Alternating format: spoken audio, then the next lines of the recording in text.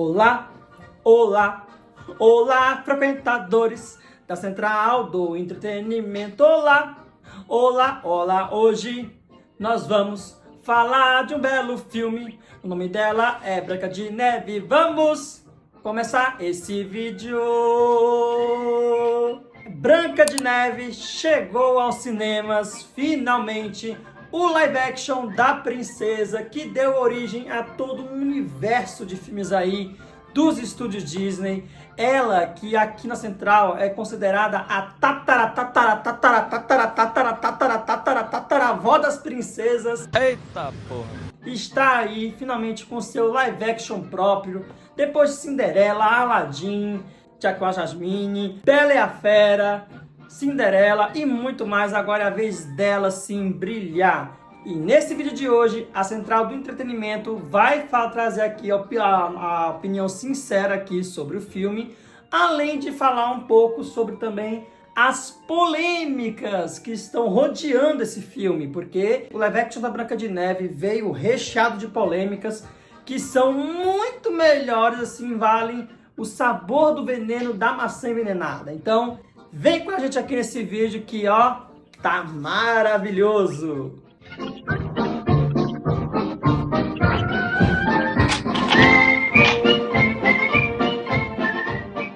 E antes de prosseguir, aquele recadinho básico de sempre para vocês. Se você é novo aqui na Central do Entretenimento, seja muito bem-vindo! Eu sou Pietro Tenório, aqui a gente fala de cinema, séries, música, teatro, livros e muito mais. Então, se aproxime, se inscreva no canal, ative o sininho para receber as notificações e bora falar agora de Branca de Neve, porque esse live action, gente, tá sendo esperado já faz muito tempo, muito tempo. Mas aí, o que acontece? Um bom filme, ele sempre tem que vir cercado o quê? De polêmicas, não é mesmo? É claro! Vídeo aí Emília Pérez, que rendeu bastante, mas Branca de Neve também rendeu. Antes de a gente falar a opinião, vou falar aqui as polêmicas para vocês entenderem. Inclusive, é bom vocês acessarem depois aqui, né? Vou falar só por cima, mas no portal da Central, vou deixar até o link aqui na descrição da matéria. Lá tem detalhando todos os detalhes a respeito das polêmicas envolvendo esse filme. Uma coisa mais explicadinha. Aqui vai ser só mais um resumo aqui, basicamente. Mas lá no site da Central tem tudo explicadinho, mastigadinho pra vocês, assim, e sem veneno, tá? Um veneno bom pra informar, tá? Tá bom. Não é igual da do chamar, tá? Venhamos e convenhamos. Mas enfim, a primeira polêmica que a gente vai começar aqui é sobre a questão que acho que é o principal norte aqui de Branca de Neve, que são os 7 anões, tá? Os 7 anões da Branca de Neve, obviamente que, quando se fala em Branca de Neve, tem os 7 anões, não é mesmo? Aham, sei. Só que aí, quando a Disney soltou aquela primeira imagem promocional da Branca de Neve sentada com os anõezinhos, não foi nem essa, foi até a primeira imagem dela passeando pela floresta com um grupo de pessoas atrás, que eram pessoas normais, não eram nem atores de baixa estatura, pessoas com nanismo. O que aconteceu? Atores com nanismo vieram a público para detonar o filme e reclamar de que a Disney não estaria se posicionando a favor da comunidade de pessoas com baixa estatura. E então a dona Disney tentou justificar dizendo que esses seres que estavam na foto com a Branca de Neve, eles não serão exatamente os 7 anões. Eles serão criaturas místicas, assim, que podem mudar de formato, uma coisa meio metamórfica. É o quê? Só que aí, todo mundo, quando a gente ouviu essa história, até quando eu ouvi essa história, eu fiquei, peraí, dona Disney, é sério que você vai querer fazer isso? Criaturas mágicas? Sério? Mas aí, a dona Disney parou, botou a mão na consciência e resolveu o quê? Mudar o jogo. E então, ela trouxe os 7 anões de volta com os aspectos do desenho, entendeu? Para deixar uma coisa mais fidedigna. E aí, pronto, tá aqui os 7 anões. Só que aí, o que aconteceu? O pessoal da comunidade de baixa estatura, que foi aqui de novo reclamar e que foi porta-voz da vez aqui, foi o Peter Dinklage, né? Que é um ator já, ó, todo mundo conhece, Game of Thrones. Já fez alguns filmes da Disney, como aquele live action de vira-lata, sabe, do cachorro super-herói, que ele era o Dr. Bar Sinistro. Ele veio a público reclamar por que a Disney resolveu colocar anões de CGI e não chamou atores com baixa estatura, de carne e osso, para poder fazer os 7 anões. Ele falou isso e acusando a Disney de não querer se envolver em polêmicas com relação a questão da baixa estatura. Então, basicamente, a Disney, que estava tentando evitar entrar em polêmica, acabou entrando mesmo assim. E tem uma cena, não é um spoilerzinho, tá, gente? Inclusive, esse bloco vai ter um pouquinho de spoiler, mas não é muito, tá? Fiquem tranquilos. Aqui tem uma cena no filme que representa muito bem essa questão dessa polêmica toda das pessoas com baixa estatura, que é uma cena que tá a Branca de Neve, o Jonathan, que é o príncipe encantado aqui da vez, os 7 anões e o grupo de ladrões que acompanha o Jonathan, né? O grupo de homens que acompanha ali ele. Dentro desse grupo tem uma pessoa de baixa estatura. E aí tem uma hora que o Zangado fica frente a frente com essa pessoa de baixa estatura. E aí fica claro, né? Aí tá a cena que espelha toda essa polêmica. O que poderia ter utilizado e o que acabou sendo utilizado. E inclusive a interação desse ator que faz, né, um dos homens ali que acompanha o Jonathan, né, que é a pessoa de baixa estatura, o diálogo que ele tem com a Branca de Neve ali, sabe, é perfeito. Se ele fosse fazer um dos 7 anões, pra mim estaria maravilhoso, maravilhoso. Mas, como essa não foi somente a única polêmica, teve uma outra que sucedeu logo depois, que foi a rixa entre Rachel Zegler e Gal Gadot. Porque, para quem não sabe, gente, a Rachel Zegler, ela é de origem palestina e a Gal Gadot, ela é de origem israelense, né? Inclusive, já até serviu ao exército de Israel antes de se tornar atriz e aparecer lá toda bonitona. Em Velozes e Furiosos 6. Não, Velozes e Furiosos 5. Corrija aqui, editor, tá? Corrija aqui. E aí, o que acontece? Tá estourando as guerras lá no Oriente Médio, entre Israel e Palestina, e aí as atrizes se posicionaram, cada uma defendendo o seu país. E a Disney, desesperada, porque ela tá com muito medo de que esse filme não dê certo, ela, para evitar mais treta, mais lenha nessa fogueira, pediu pra Rachel e a Gal, assim, olha, fiquem quietas, não comentem sobre nada, fiquem com cara de amigas. Tanto é que quando elas foram lá apresentar uma categoria no Oscar 2025, a gente viu a torta de maçã climática que tava lá entre as duas. Parecia assim, ó, um robô todo de cara dura, só pra apresentar um negócio ali do lado. Elas nem se olhavam, gente. Isso é uma coisa que tá nítida, dá pra ver aí.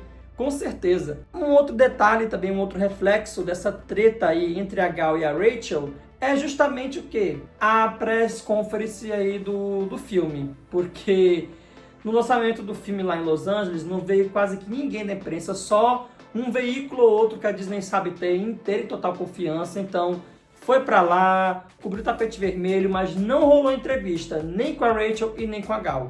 Elas só pararam para tirar foto e apenas isso. Se falaram alguma coisa, foi com algum repórter ali da Disney para poder fazer um conteúdo. Mas mais do que isso, não. Porque justamente a Disney sabia que a imprensa ia tocar nesse assunto de Israel e Palestina. Então, a Disney tentou botar uns panos quentes aqui e isso acabou meio que se refletindo um pouco no filme, que é para agora que a gente vai. Depois que agora aqui a Central explicou tudinho para vocês, deixou esse resumo bem claro, inclusive lá no site de novo, vai estar aqui na descrição o link para a matéria para vocês verem lá, entender direitinho os maiores detalhes assim dessa treta. Vamos falar agora aqui do filme, tá? Branca de Neve, ela foi, como eu disse no começo do vídeo, a primeira princesa da Disney. Então foi ela que abriu as portas aí, ela que caminhou para que a Moana, a Elsa, a Anna e todas as princesas que a gente conhece hoje pudessem correr. Então, a Disney achava necessário que ela ganhasse o seu próprio live action. E muita gente criou uma certa expectativa. Pô, será que vai ser fidedigno ao desenho? Será que o que vai ter de coisa nova? Porque vale lembrar, gente, que esses live actions da Disney, embora eles sigam ali a história do desenho original bem à risca, eles têm que colocar algum material novo, porque as animações têm sempre 1h30, 1h20, uma coisinha bem pequenininha. E então aí a Disney vai lá e dá uma modificada em algumas coisas ali para poder encher um pouco mais essa linguiça e deixar o filme ali com a duração de 2 horas, que é o que Branca de Neve tem. Inclusive ele tem quase 1h50 mais ou menos ali, quase 2. E assim, gente, esse filme, assim, eu achei ele muito parecido com um Molho Agridoce. Sabe por quê? Porque ele tem alguns pontos positivos que me deixaram bastante empolgado com a trama e outros um pouco meio amargos, sabe? Eu não assumo esse B.O. O primeiro ponto que eu quero ressaltar aqui, e eu acho que é um ponto que isso aqui a Disney soube trabalhar muito bem, que é a questão das músicas, a parte musical da trama. Porque Branca de Neve tem esse tom mais musical e aqui as músicas são maravilhosas, incluindo as novas, tá? Porque a gente tem muita música nova aqui nesse filme. Só a dos anões, né? Do Eu Vou Pra Casa Agora Eu Vou, é uma das clássicas, que inclusive, ó, melhor música de todas, melhor apresentação que você já tem, Sete Anões, é essa música aqui, que no dublado também tá, ó, maravilhoso. E as danças, as coreografias são todas muito bem trabalhadas.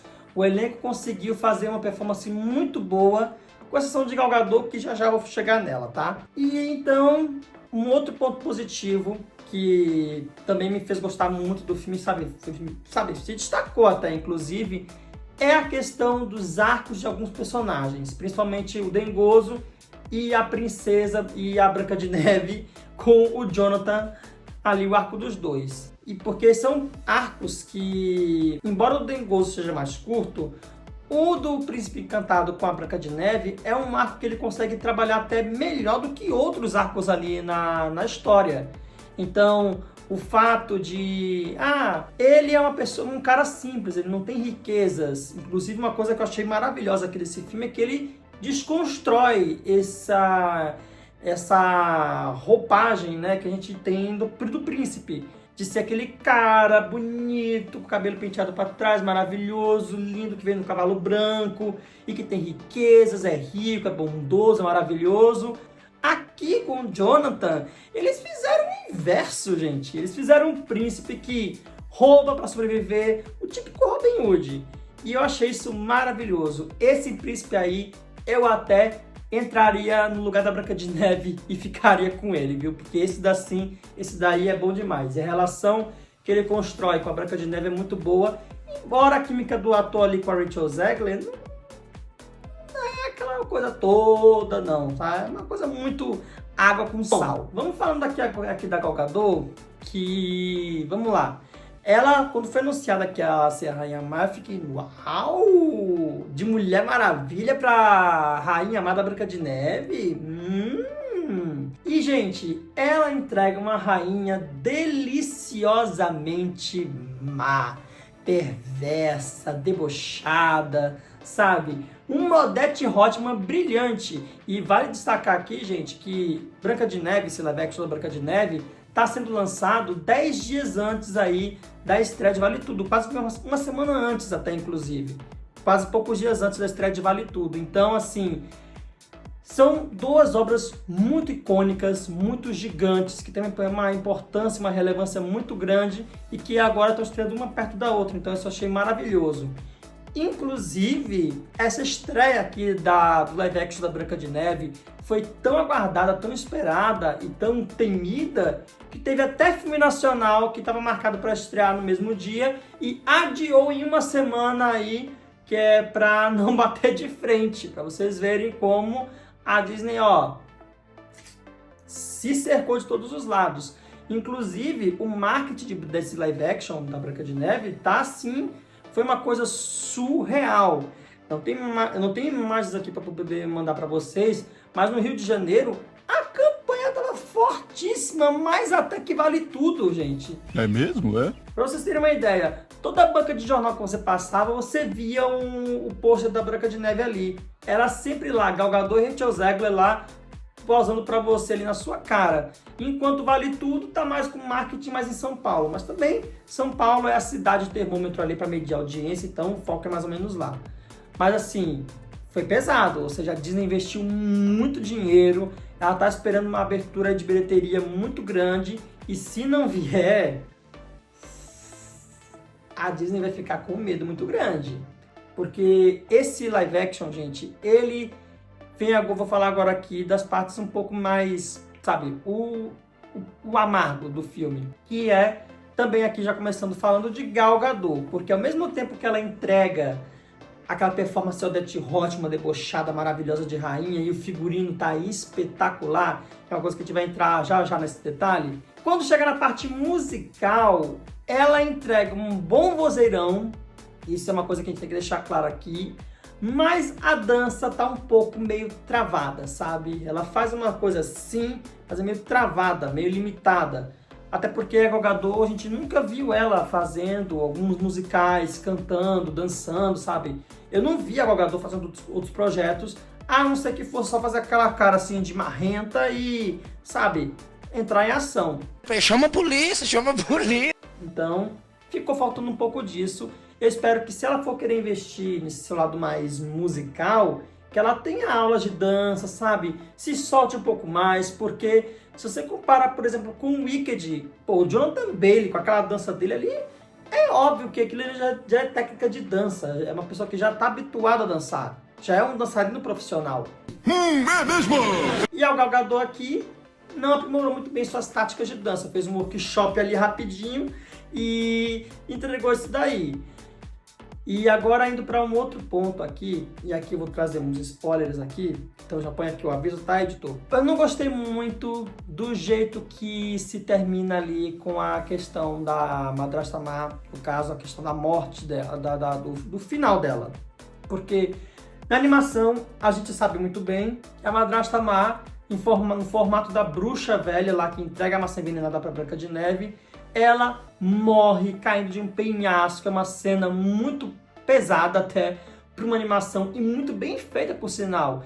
Inclusive não só ela, como também a transformação da Rainha Ma, que sai daquela coisa bonita, jovial, para uma véia caquética assustadora, e que aqui não é assustadora, mas é a Gal Gadot, minha gente. Esse é o grande ponto aqui da bruxa véia, da Branca de Neve, porque a Gal Gadot, ela se sentou, ela fez, botou prótese na cara, ficou uma véia caquética, mas uma véia caquética de CGI, porque embora a gente veja lá que tem, sabe, ela botou a prótese na cara, quem não sabe dessa informação, de que é a Gal Gadot ali, vai achar que é um boneco, assim como são os 7 anões, que inclusive tem até uma foto de bastidor aqui, ó, os verdadeiros 7 anões na sua frente, para vocês verem aí a realidade da situação. E é justamente por causa disso que esse filme traz um gosto amargo, porque a cena ali da maçã e até o desfecho da rainha aqui nesse filme faz com que você prefira muito mais o desenho do que aqui. Porque aqui a Rainha Ma, ela não morre. Exatamente. Ao contrário da animação, aqui a Rainha Ma, ela não morre. Ela tem o final dela, gente, é igualzinho ao final lá do rei lá do filme Wish, O Poder dos Desejos, tá? É igualzinho o final, entendeu? E isso foi uma coisa que me broxou muito com o filme, me fez perder muito. E é lá nos minutinhos finais que isso acontece. Fora a Branca de Neve ter o poder da palavra, né? O poder da lábia. Porque ela joga um papinho aqui pra pessoa e fala assim, Rogério, você é casado com sua mulher Laura.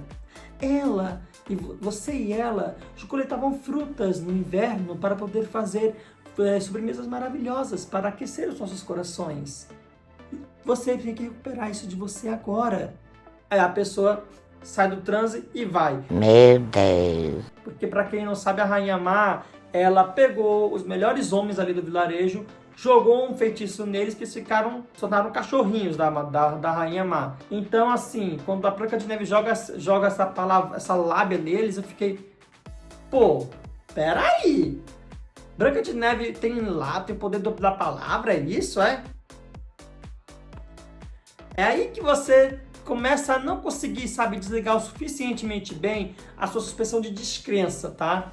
E aí que o filme se perde um pouco. Então, assim, gente, Terminando tudo aqui, e eu nem vou entrar no mérito aqui de algumas coisas aqui que o filme faz, né? Com relação ao poder dos 7 anões, que eles falam lá, porque nós somos muito velhos, temos uma magia que poderosa, só que isso não é muito explicado, assim como outros detalhes ali também. Então tem muita coisa que o filme joga pra você, mas ele não explica, ele não degusta, sabe? Então fica uma sensação meio esquisita na boca, sabe? Com os temas que o filme apresenta ali e que ele quer tentar trabalhar, mas ele não consegue. Eu não suporto mais o que estão fazendo comigo. Então, o Live Action da Branca de Neve é um filme que, assim, ele quer te pegar pela nostalgia, mas precisa bem mais do que isso, tá? A gente já tá num momento dos live actions que só nostalgia não basta. Você tem que trazer coisa nova e uma coisa nova que se encaixe e que, sabe, agrade tal qual também como foi nostalgia. Que é uma coisa que o live action de Lilo e Stitch acho que vai conseguir trazer isso muito bem.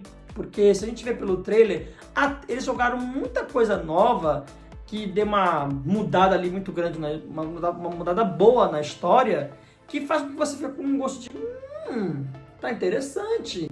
E não você botar frame a frame do desenho, que é uma coisa que os últimos live actions a Disney teve, tá? Mas vamos falar aqui, voltar a falar de uma única coisa boa aqui que eu gostei bastante, que foi o quê? Todo o design de produção e o figurino, gente, que é uma coisa assim maravilhosa. O espelho da Rainha Má, que volta e meia eu já fiz sim, sabe, na escola. Ali foi o momento ali que eu me destravei, sabe, eu voltei a ser criança. Eu tava lá na aulinha de teatro, bem pequenininho, fazendo espelho da Rainha Má. Eu achei muito bom todo o design de produção do filme. Ele traz aquela nostalgia, aquele sentimento de você voltar a ser criança. E os figurinos também estão maravilhosos. O figurino da Rainha Má, assim, que é todo baseado naqueles janelas de cristais que tem nas igrejas americanas, sabe? É maravilhoso, é lindo demais. O vestido da Branca de Neve, fiel ao desenho, tá mostrando que a Disney aprendeu com os erros cometidos lá em Bela e a Fera, em Cinderela. Então aqui ela, ó, acertou na mosca aqui com esse detalhe. E a Rachel Zegler entrega uma maravilhosa Branca de Neve. Ela consegue traduzir tudo que ela tá pensando com o olhar. Então ela consegue transmitir o medo, a alegria, a compaixão, o carinho, sabe? E na parte musical, sem palavras, tá, gente? Sem palavras, a Rachel entrega tudo. T-U-D-O. Ela entrega tudo aqui. E porque assim, embora o roteiro tente atrapalhar muito, ela ainda consegue dar um pouco mais ali de si, fazendo com que ela se destaque naqueles momentos meio ruins assim do filme, sabe? Tô sabendo, vai. Ela sobrepassou o meu pão que o diabo amassou. O pão e a maçã. Mas ela consegue se destacar aqui muito bem. Por fim, o live action da Branca de Neve prometeu muita coisa, não entregou tudo que deveria, mas deixa uma mensagem assim maravilhosa, que é: enfrente seus problemas, tá?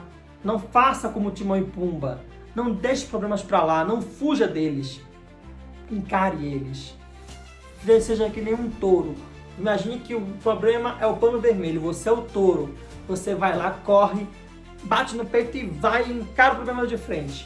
É essa a mensagem que o live action da Branca de Neve quer passar, não só para as meninas, mas também para os meninos, entendeu? Bata de frente, seja valente, encare os problemas que você vai sim vencer na vida. É essa a mensagem final que o filme passa.